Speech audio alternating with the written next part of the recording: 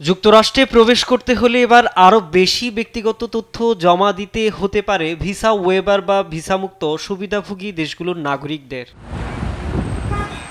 মার্কিন federal register প্রকাশিত বিজ্ঞপ্তি অনুযায়ী electronic system for travel authorization ESTA ফর্মে যোগ হতে যাচ্ছে নতুন সব তথ্যের ঘর। সবচেয়ে আলোচিত বিষয়, গেল 5 বছরে সামাজিক যোগাযোগ মাধ্যমের ইতিহাস দেওয়া বাধ্যতামূলক করার পরিকল্পনা।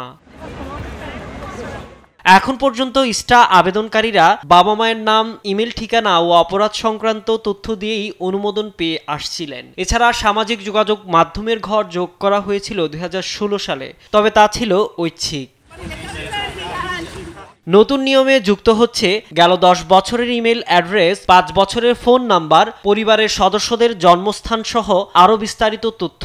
এমনকি রয়েছে আবেদনকারী জমা দেওয়া ছবির মেটাডাটা বিশ্লেষণের পরিকল্পনাও। মার্কিন customs and border protection CBP জানায়, নতুন প্রশাসনের নির্বাহী আদেশ অনুযায়ী সম্ভাব্য নিরাপত্তা ঝুঁকি চিহ্নিত করতেই নেওয়া হচ্ছে এই উদ্যোগ। নতুন প্রস্তাব চূড়ান্ত করতে 60 দিন সময় দেওয়া হয়েছে জনমত জানানোর জন্য। যুক্তরাষ্ট্রের অভিবাসন নিরাপত্তা নিয়ে বিতর্ক আগেই ছিল।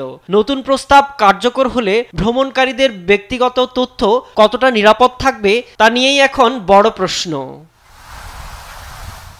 সাইদুজ্জামান, নিউজ ডেস্ক, দেশ টিভি।